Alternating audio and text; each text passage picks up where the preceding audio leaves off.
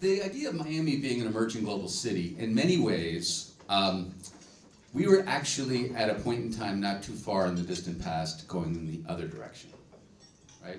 I mean, many people in this room can remember, I'm looking at Ron Sheffield, we've had long conversations about these days, you know, back in, it was November 23rd of 1981, Time magazine, back when Time was, you know, packed a real punch. When something was on the cover of Time, it really drove the conversation nationally, even internationally.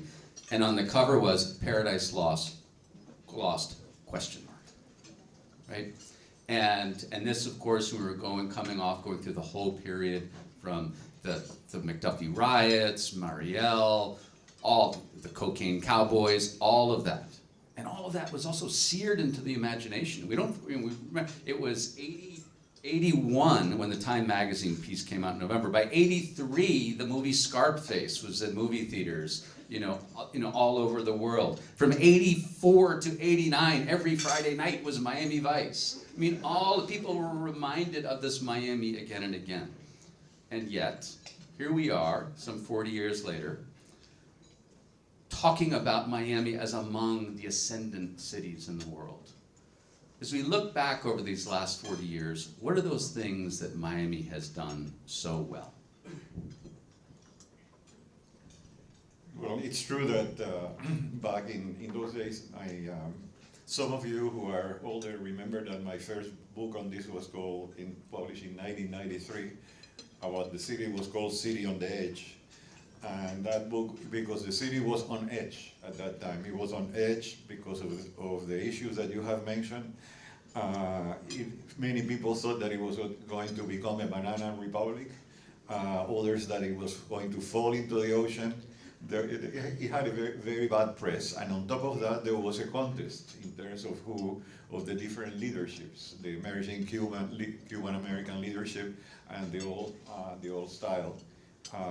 Leadership that was much, but that in which Miami resembled primarily as another southern city, like many others in the past. And out of that very unpromising situation in the 80s, here we come to, by a series of unexpected circumstances. Unlike the other two cities that are analyzed here as emerging global, that feature an individual leader that had with an iron will tried to carry what were a collection of fishing villages in Singapore into what Singapore is today, or what was just sand and desert to become that is an incredible city of Dubai. Miami had no single leader. It had no charismatic single person that led to where we are today. It was a concatenation of factors that brought this. If we are going to, I identified in the book, if we're going to identify some people who played a very significant role back when nobody thought anything about Miami, was interestingly, perhaps the leader that was most important here was Fidel Castro. That is the fact that the Cuban government expelled its entire entrepreneurial class, that is the bankers and the economic leaders that had to leave and then had no other recourse than to set foot here and make southern Florida their home, because they had nothing to do. And they were the ones, to a large extent, at the very beginning in the 70s and so on, this coterie of exiled bankers that understood the unique value of Miami's geographical position. In the past, the former leadership of the city talked always about Miami being the capital of the hemisphere, but they didn't do anything about it. That is, basically, Miami was a winter resort for the pleasure and the use by people in the north, New Yorkers, Bostonians, and so on, and that's what they thought. Like, Miami was always advertised like that. But these people who came from a Caribbean island, they saw the enormous value of the geographical position. So they marched into Latin America to appraise bankers, business leaders, people with function that to come to Miami, to establish offices here, to establish bankers that come to Miami and invest here. You don't have to go to New York to talk to go in the call and to talk to bank officers that do not speak Spanish and you try to do. Come to Miami. You can do business in your language. It's warm. And the judicial system and the legal system is the same as in New York. Your properties are protected, your investments are protected, and on top of that, you can throw a vacation by Miami Beach while you are at it.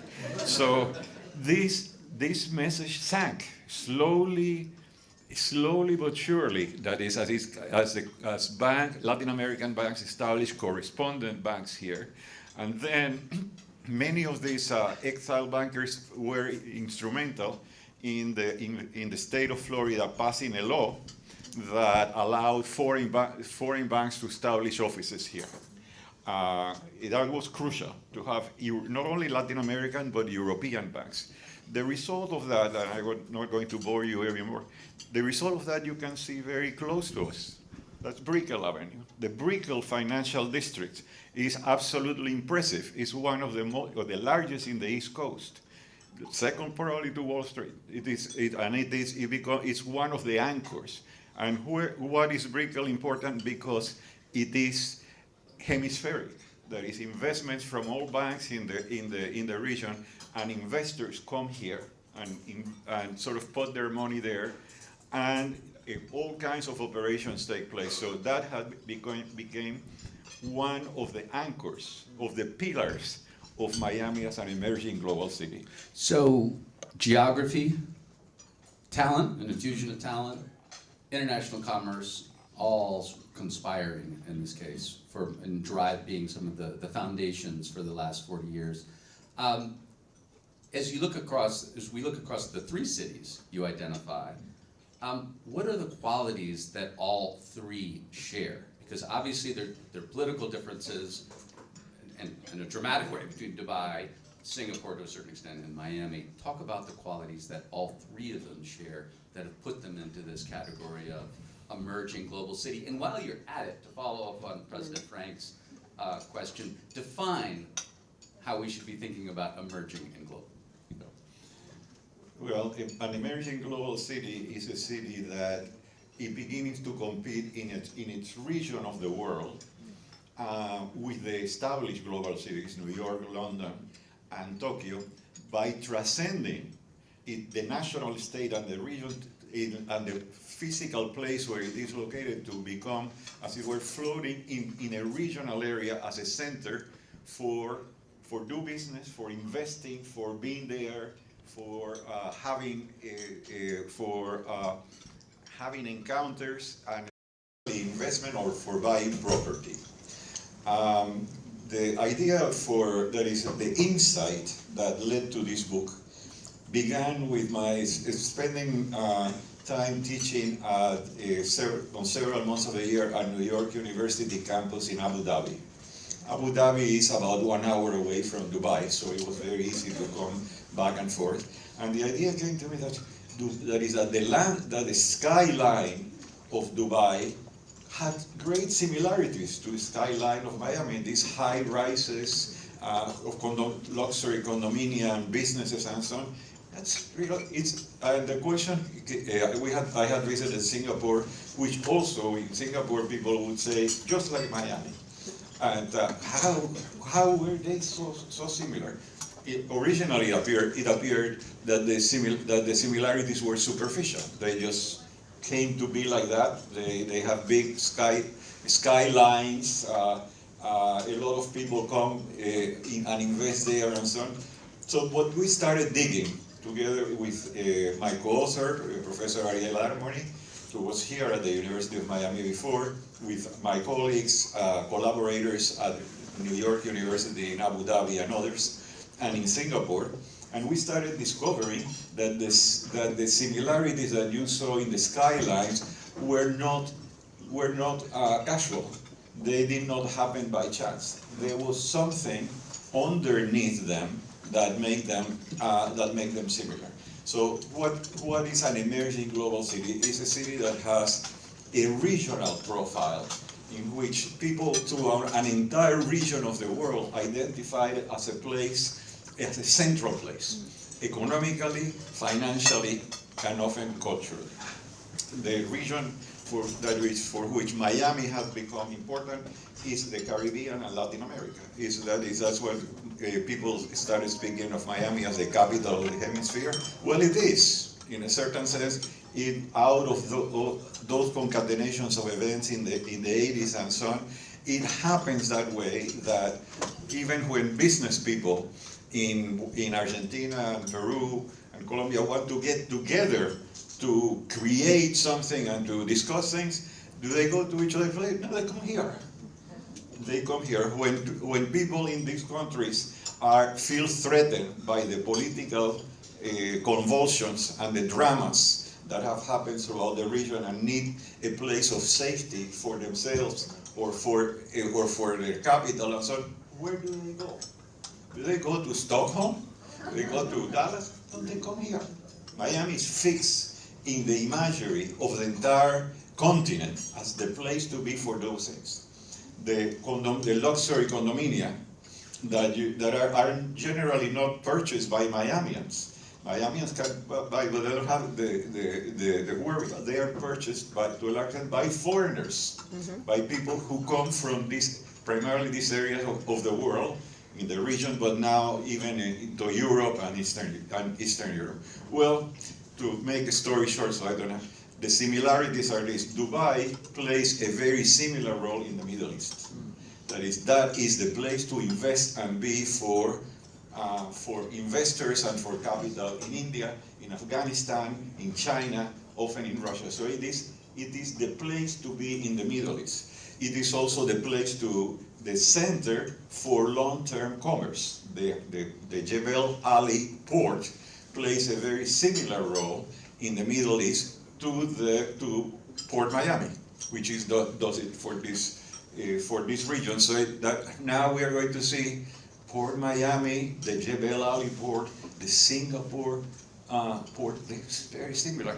The airports, the Miami International Airport, how international it is similar to the Al Maktoum and Dubai Airport and the Shanghai Airport in Singapore. So we began to see similarities in the pillars that sustain these global cities.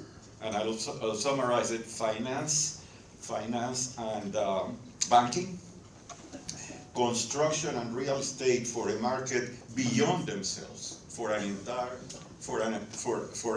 entire region, as it were, long distance commerce, the port and the airport serving not only the locals but playing a hemispheric role, and fourth, tourism, which was Miami raison d'être, the thing of being, but that the other two cities have worked very hard at it.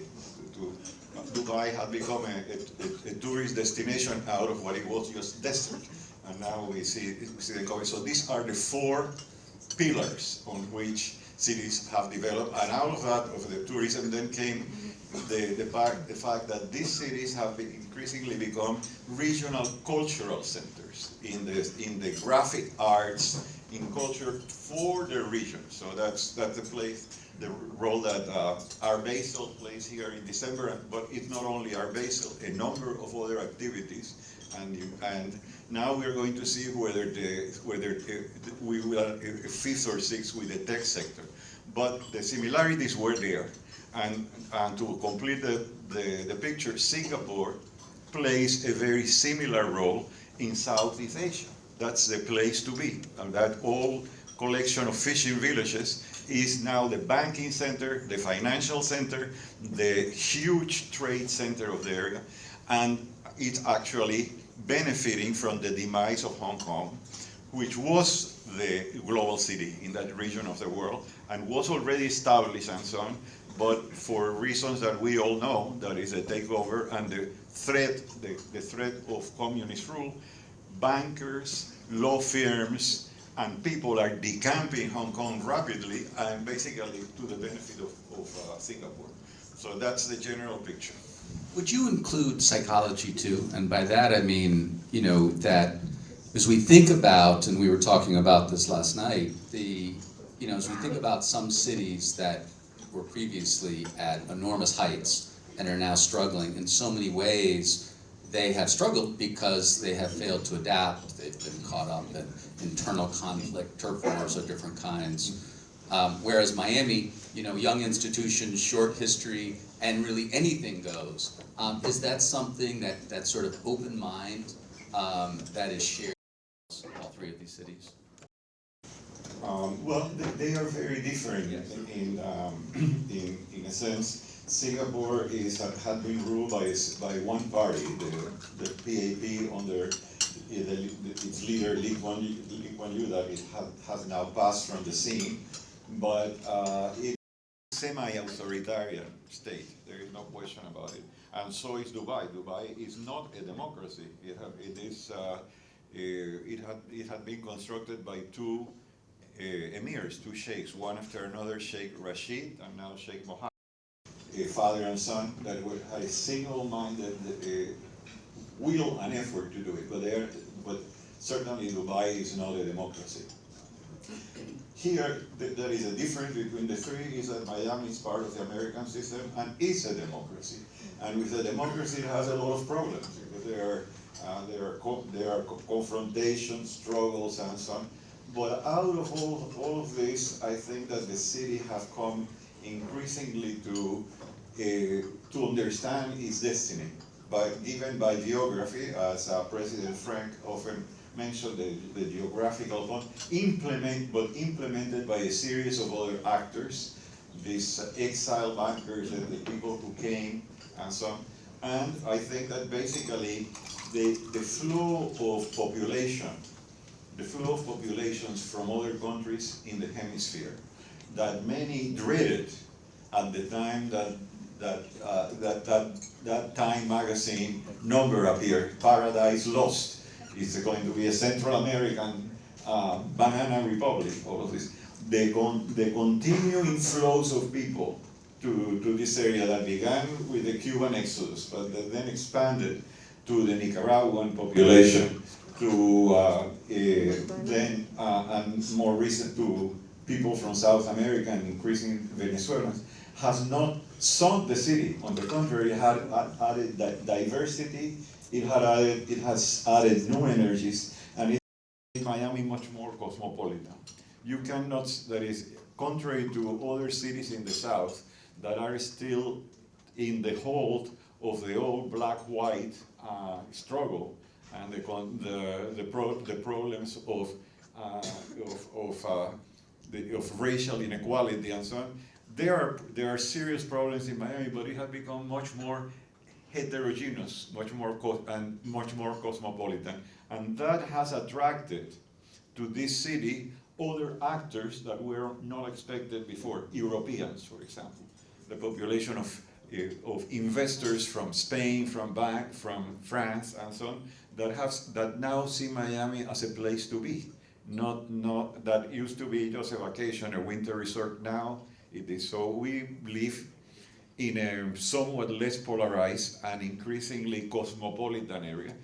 Whether we are able to maintain that in the future remains to be seen. But at this particular point in time, the evaluation was that in the competition, in the global system, and believe me, every city in the world competes for recognition. And every city tries to brand itself. It's a question of branding. It's very important. What is the brand that you are selling in New Orleans, in Los Angeles? What is the brand that you are selling in Panama City, in Qatar, for example, that sponsor the football games? Branding. Well, in that struggle for branding, and for Miami has acquired a very positive label, attracting to it not only capital and populations from its immediate periphery in the Caribbean and later on, but increasingly from other places in the world. So building on all of this, we'll spin it forward and want you to think of your questions. I'm going to be turning to you in just a second. talking about being intentional and how Miami has changed in really significant ways. And you mentioned the arts. I just want to read something, because I think even for those of us who live here, oftentimes we don't appreciate how things can change so dramatically. And as we think about just the last 13 years, 2006, in terms of arts institutions, 2006, Arts Center opens. 2011, New World Symphony opens New World Center.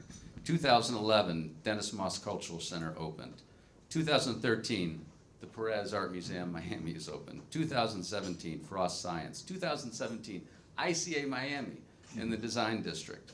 2019, Rebel Museum, right? So in a span of 13 years, that's 7, right? We're about like every other year, Miami's opening up a new major cultural institution.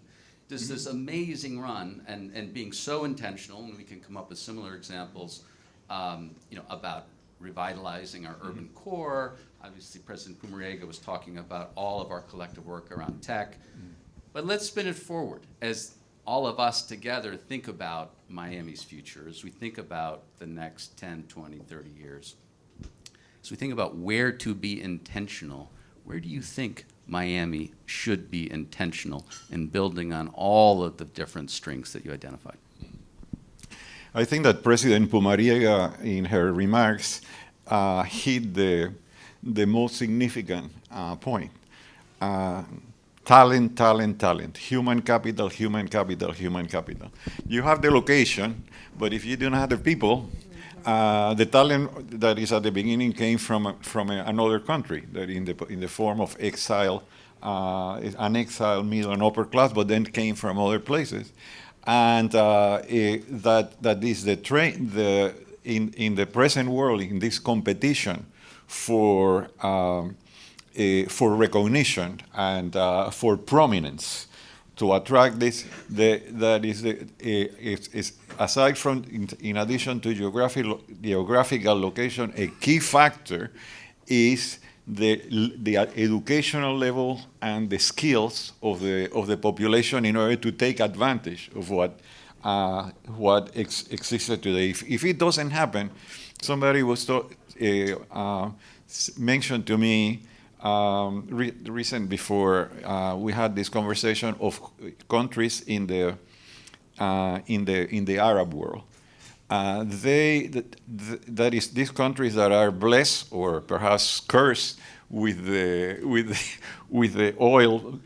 oil wealth are desperately searching for visibility and increasing significance in the world. They don't have the population, and that is in part they have subordinated half of the population, the females, to a position of inferiority in the society. So it's very difficult to have out of that to create something, even if you have all the millions in oil. That in the case of places like Dubai, 90% of the population, they have succeeded in having 90% of the population foreign, coming in, not only workers at the bottom, but what they call their expats, which are Europeans, Americans that have find the place sufficiently attractive, but they have to import it. We have to create it. That is, it's not enough to bring New Yorkers and people from California. We have to create a population that is increasingly takes advantage of the benefits of globality, of the pillars of this economy, and builds on them. Miami-Dade College has been a phenomenal promotion machine for immigrants and others coming from all over the world. It had been the vehicle by which generations, one after another, graduated, went through this, and took their place in the world. It's a phenomenal institution that now it's in good hands, and I congratulate them, because I think that Miami plays a very important role in creating this kind of talent, and we'll have to do so again. So basically, I think that is it. It's when you are in this kind of global competition with other cities that are trying to play a similar role, and so the skills of the population, both entrepreneurial and professional and so that are that come out of the universities is crucial to do this, and whether Miami is, in addition to these four pillars that that I mentioned before, develops another one in the tech sector depends very much on the ingenuity and the skills, or the professional skills that come here or that are trained here. Our tech cities, that is the centers for technological innovation in America, up to now have been anchored by major university institutions. That is, Silicon Valley has been anchored by Stanford and Berkeley. Route 128 in Massachusetts has been anchored by Harvard and MIT. The Austin's emergence as a tech city has been anchored by the University of Texas. So the development of educational institutions and their growth is crucial in terms of advancing to a different role. There are also dangers that confront the city and threaten its present status as an emerging global city, but perhaps we can talk about it in another occasion. Okay, we'll come to that in the Q&A. We want to talk about risk factors, because we see this. I mean, you mentioned Hong Kong,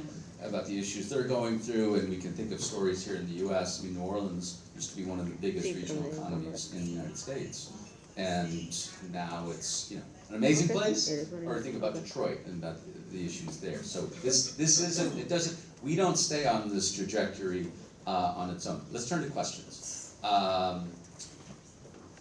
That's Cyrus. We have, and microphone is Amy's bringing a microphone over right now, Cyrus.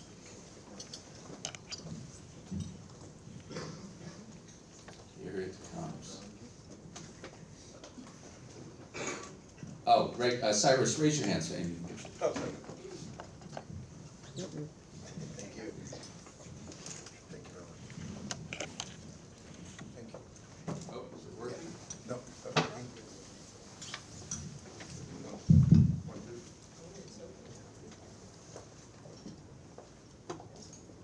One, two. Thank you, Dr. Portes. It's fascinating. I'm really looking forward to reading your book. I've been living for 12 years between Dubai and Abu Dhabi. So now I live in Boca, and I see Boca being the Abu Dhabi and the Dubai. You know the road, right? It's very similar. But there's one main difference. So we moved back to the U.S. For a reason. Singapore and Dubai are not built on freedom of speech. They don't have the First Amendment. That's a major, major difference, and that's also what pushed me and my wife to move back here. When I was working in Dubai, I was working with the Prime Minister's office. I'm sure you're familiar with them. We had a lot of deal and connections and bilaterals with Singapore. I don't see that with Dubai, either with Miami again, either on the Dubai side or on the Singapore side. Have you seen this happening? Recently, we had Saudi come here with the Future Investment Initiative. I see kind of like a relationship between PIF and Miami, but I don't see that with Dubai. Can you address that? No, I don't think that there has been that. There is not a dense traffic between these emerging global cities. Miami is sort of the odd man out, because it's a democracy. It ensconced into a major country. Both Dubai and Singapore are autonomous states. They are single state. They are not. So in that sense, one could think, and people may challenge this idea of Miami being part of the triad of emerging global cities. It's very different. We don't have a sheikh here that ran the place. We don't have a political leader that carried out this, and we do not. And besides, Dubai and Singapore really connect in there because they are closer. But you look, go deeper, and you would find similarities that have happened that way, that characterize each of them as central points in their respective areas of the world. That is, the Miami dialogue is now with the Caribbean and with Latin America primarily, and then with Europe. That is Europeans have paid European investors and the European scholars and so on have paid more and more attention to Miami. But it is not the case that there have been unique connections between the ports or the airports that are particularly the case. So in that sense, Miami has had a different history, which has its pros and its cons. Its cons is that it has not had this iron will of Lee Kuan Yew or Sheikh Maktoum to do whatever is necessary. Nobody had an iron. That is nobody. Its pros is that it is a democracy, and therefore it has the ability to bring people, and in that sense it has greater durability than experiences or experiments that are based on the will of one particular family or one particular political party. Next question. Who has the microphone? Amy, I'll follow your lead. We go right there.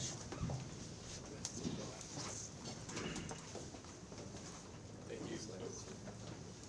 Thank you. Hello, there we go. Thank you, excellent conversation. Appreciate you inviting me, Matt. So, I'm part of the COVID transplant crew. I came here early on during COVID, and part of the reason I came was because of all the, my parents are an hour north of here, so that was a big driver. But I also just felt the dynamism that was in Miami, and it felt like more so than any other U.S. city at that time. So I was very excited about it. I was in Dubai a year ago, and I was struck also by the dynamism there. And one of the things that was different, though, was when I arrived in Dubai, the airport. And I used to live in Asia, worked there from 2010 to 2014, so I went to Singapore quite frequently. Another thing, excellent airport. So I feel like the airport here in Miami does not fit the emerging world-class definition that I see in Dubai and Singapore. So my question to you, Dr. Portes, is how important is a world-class airport to really hold on to that emerging global city status? And is Miami at risk of losing it if it doesn't update that airport? Love it. The mayor's office is here. County, I take a little offense to that statement. We'll get her the mic. Look, and American Airlines, Well, yes, here, together. we will get a mic over there, but we'd love to hear your response.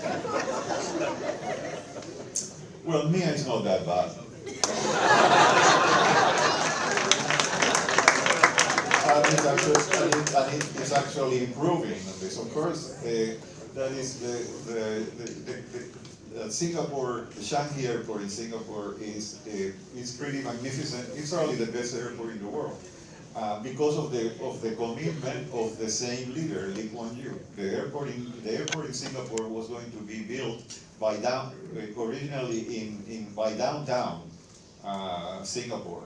And it was the leader said, no way, we cannot have it, that is, we cannot have this, we have to have it away, so they base it 4 or 5 miles away in that small island that they have, in what used to be a British Air Force base in Changi. And they have been very deliberate. And they built it that way as being so extraordinary to compete with other possible competitors in the area, like Kuala Lumpur, in Malaysia or Jakarta and so on. They built the Changi Airport to convey to the airlines and people that this is the place to arrive in this region of the world. This is the place where you have to land, and it established itself that way. And of course, Dubai has 2 airports: the Maktoum Airport and the international airport, but with the same idea, competing with Qatar and Saudi Arabia. This is the place to be. Miami is not competing on airports. That is, it's not have been that the case. It actually happened anyway because of the geographical position of the city. There are no great alternatives. So Miami, the international airport has have been improving, but it has not been sort of the subject of such deliberate will as it was in the case of Dubai with the Maktoum Airport or Changi. Yet it continues to play an important role. I say that is, and if you see the statistics in the book comparing the level, that is the level of passenger traffic or commercial tonnage going through the three airports, they are very similar. That is, you can see the lines. They are not that different. So in a sense, to a certain extent, despite the fact that it's not so gleaming and so luxurious as the other, Mia is holding its own. But the takeaway is it not, though, that as a community, paying attention to the airport and continuing to improve and upgrade the airport is critical to our future. Critical. Next question. Amy, I'll let you.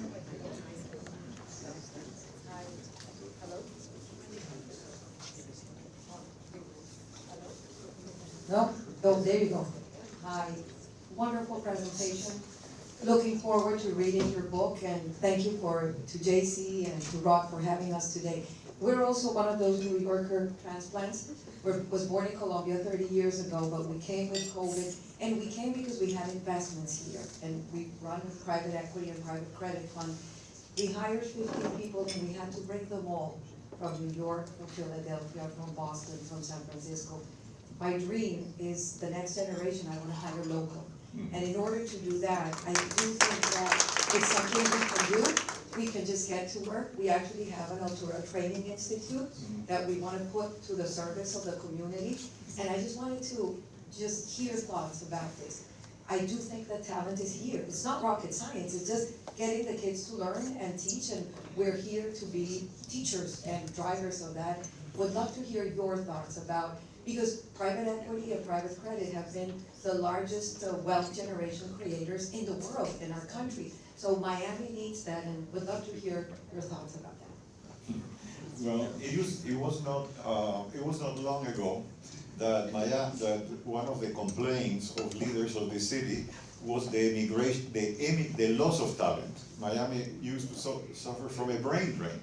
That is, young people graduated from high school and so on, and went to the north. That is, the view was that Miami was provincial, and it was so if you wanted to make it, you had to go to other parts of the United States and so on. I think that is changing with the growth of the labor market and the presence in the area of financial and banking opportunities, the growth of educational institutions and so on. So this still represents a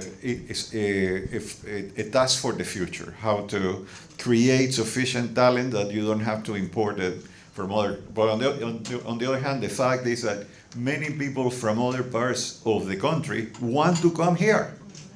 That is not only because of the geography and the looks of the place, but because they find that this is sort of a freer, less conflictive, less problematic area. So we have people coming from other cities in the nation and setting up housing, setting up homes here. That is fine, but actually we cannot. That is, the city for its future cannot depend on these flows. It has to, now that these migration flows, primarily from abroad, from other places like Colombia, as a matter of fact, Venezuela, have contributed so much to the cultural diversity and to the talents that are available in the city. Well, now the next page is to grow it domestically. to grow it locally, so that it would have a momentum of its own, not dependent on the next wave of Cubans or Venezuelans or people coming from other parts. Yeah, Haiti, Jamaica, Bahamas, etc. We got Sean back there? Yes. It strikes me that Miami's always been an international city, but one of the trends that made it a global city was crypto. The idea that all of a sudden the kind of the Wild West of finance was considered to be a hub here. What would you recommend, to Matt's point about what intention should be said about Miami in the future? How do you balance being the Wild West and encouraging risk-taking, but also having the rule of law that is the reason why a city can be sustainably successful? That's a different, well, I'll give you my opinion on this. It may be that is, I may follow it a bit further, but I think that crypto is a passing fad. It's not, the city cannot build its financial future on this card, because we don't know what that is going to happen. You may disagree on that, and may think that with the current mayor of Miami, that crypto is the wave of the future. I happen to disagree. I think that there are other elements in terms of finance, real estate, cultural, that is the art, cultural things and so on, that are much more important. And the diversity, the fact that Miami had been adding centers. This was not a center for the arts, for the public. That is only a few years ago. It was just a jungle. Nobody paid attention to that. The fact that in Latin America today, graphic artists, painters, sculptors, and so on, look forward to a show in Miami, to be present here, to be exhibited here, to be in the art galleries and so on. Increasingly, that is Miami the place to be. It's a wonderful innovation that is relatively new. We would have said that 10, 15 years ago, this was sort of a desert into this area. So I believe that building on those strengths that I had mentioned before in the real estate sector, in finance, in the educational system and so on, is a much certain path to the future than betting on a fad. Why don't we go to Daniel?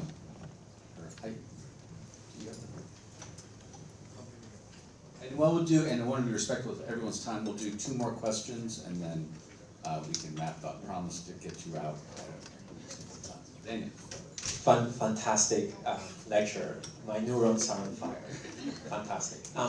One thing that comes to mind when I see that is that there's a fundamental question in my mind whether innovation is actually the engine of growth, sustained economic growth for a region, a city, or a country. That's where, right now, Miami, Singapore, and Dubai are the beneficiaries of innovations and wealth creation that are happening somewhere else, but where protection for that innovation occurs in those cities. So the service centralization is what's happening. They're bringing in wealth from other places. But to create your own wealth, you have to create your own services. I wonder, and one of the things that I see around the world is this question of the messiness of democracy and freedom of thought, and the conflicts that creates are essential for an innovative environment where ideas compete with each other to arrive at new things, and the new thing is always taken down by the competing other thing. In places like Singapore and Dubai, the winner is ultimately selected, and therefore the speed of implementation of innovation is fast, but their capacity to create true disruption is limited. So just wanted to get your thoughts on that, and where does Miami fit in that world? By the way, as you talk in the book about how jet propulsion, you quote Alberto, jet propulsion, air conditioning, And the the Cuban migration here being pivotal for Miami's future. You should know that Daniel is launching a company called, his company called Blue Frontier that is building the next generation of air conditioning that is hyper sustainable and efficient, and is actually won funding for Breakthrough, and Bill Gates' Breakthrough Energy Ventures and 2150, the leading climate tech VCs in the world. So in terms of the air conditioning issue you talked about, this is the person leading the way globally, where we go next. But Well, this is a good place to work on air conditioning. So, good luck to you. Great area to invest while we're here. But I think that your point is well taken, that these are not cities that have been the centers so far of technological innovation in the way that Silicon Valley had been, or Route 128 in Boston and so on. They essentially have benefited and appropriated from innovation and investments elsewhere. One characteristic of the three cities, and this is one of the reasons that made them emerging global in their respective areas, is certainty of investment, certainty of the judicial legal protection for property and law. And I can give you the opposite example to contrast with that. If you are a manager of a global bank, of an international bank, or of a multinational corporation, you want to establish, and you need to establish your headquarters in Asia for the region and so on. Where are you going to establish that? In Shanghai? I'm not going to establish them in Shanghai, because that is, nobody in their sane mind would establish such investment in a place that is at the mercy of the communist, of the Chinese Communist Party. You cannot do that. You go to Singapore. That is because of the certainty of the investment and the security that creates. And that the three cities are very much of that. For all of Latin America, where are you going to set up your headquarters in a way that is certain and predictable? For the entire region, here, time and again, because of the stability of the region. This has been a very important factor. Now, for example, Lagos in Nigeria is among all, that is branding itself as the new Dubai. And it wants to, in a sense, create the African Dubai. It wants to do that, and they have been creating an enormous complex in the outside of Lagos called Eco Atlantic to sell to foreigners and so on in a similar way. That effort is worthwhile, but its results are dubious. And they are dubious for that reason. That is the absence of the legal political stability and certainty that would persuade investors, inventors, people with high human capital to set face and to establish themselves here.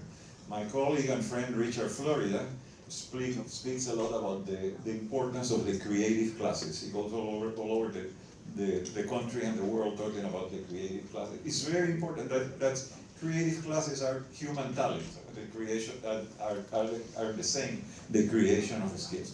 Where are people where would these creative classes establish themselves? Would they go to places that are under a tyranny, or that have not done, that is under communism? They won't do that. And it's one of the reasons why Miami had been attracting talent, is that people have the certainty that their investments, both in financial and their inventions and their innovations, are secured by the stable legal judicial system. So that's our final question to close us out. Okay, go for it. Good afternoon, DeQuasia Canales with 1199 SCIU. I'm a vice president of a healthcare union, but I sit on the Career Source board. And with my colleague here named Matilla, we do a lot of work with Career Source around making sure, to your point, for our local talent and skills, that there are opportunities for those who decided to plant roots and live and work in Miami-Dade County. A lot of that comes through apprenticeship programs and different and emerging industries. And we talked about having homework to read your book. Right now, we are pioneering through CareerSource apprenticeships in technology, childcare, and healthcare. And so it's curious for us to find out from you if there are any other industries where we should look to try to continue to encourage and cultivate those types of connections so that the local market, as you spoke of, can actually get the credentialing and the skills they need to make sure that our economy is sustainable. So we have technology, childcare, and healthcare on the list. I think we were discussing transportation. Are there any others where you think that we should continue to build those connections between the public schools and the universities and other education institutions so that we do have the talent here to make sure that we continue to not only be an emerging economy, but also one that's sustainable? Well, I think that that is as build on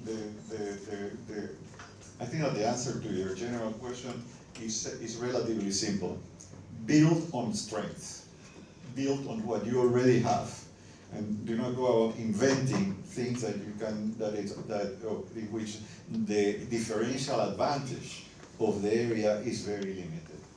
So build on tourism. You have to create that is on the tourist sector, on the hospitality industry.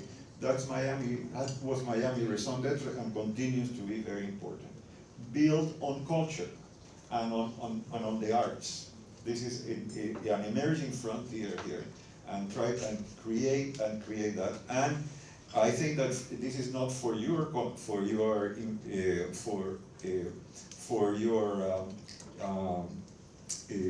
agency to participate, but one of the challenges. Let me point out one challenge that is crucial. It's almost existential for the future of Miami as a global city. Build on public transportation. This is not.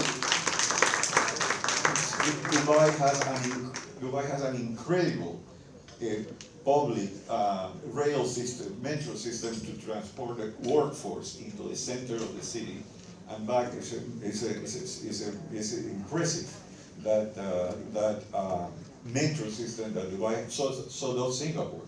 Singapore, that it goes with the government of that island, administers both the housing space where the population lives and also the transportation, which we don't have that so far. For 10 years, this smart program that has been touted out, that is with the six axes and so on, has been a topic of discussion, but still, as of late count, the last time that I saw it, I-95 is clogged. Morning and afternoon, morning and night, with people that have to commute, do a painful commute to arrive in the center of the city and back every day. That kind of absence of rapid public transfer becomes one of the most important challenges of the city. And investing on that and creating the human capital to do this to support that area is one of the most important things that Miami has to do if it's to maintain its forward momentum. Let's give a hand for Dr. Portes.